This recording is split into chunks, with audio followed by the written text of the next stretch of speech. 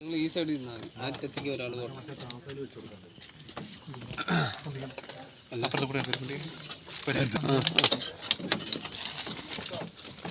ഇതേ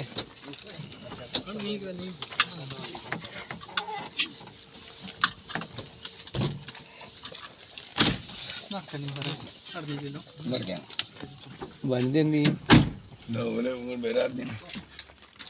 മറ്റൊരെന്ത് ചെയ്യും? എവിടെ?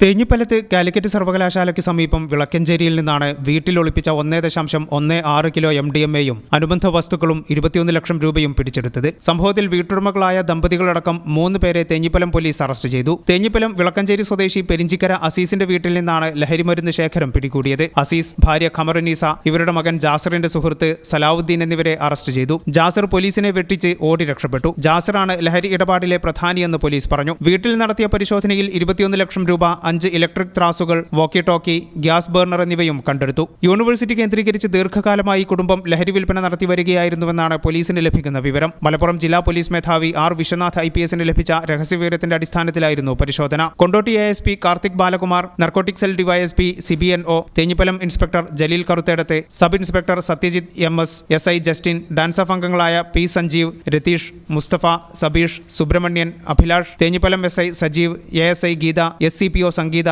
അജിത്, അബ്ദുള്ള ബാബു, ഋഷികേഷ്, അമർനാഥ് എന്നിവരടങ്ങിയ സംഘമാണ് പരിശോധന നടത്തിയത്. ഒളിവിൽ പോയ ജാസിറിനായി തിരച്ചിൽ ഊർജിതമാക്കി. ഈ ചാനൽ ന്യൂസ്, തേഞ്ഞിപ്പലം.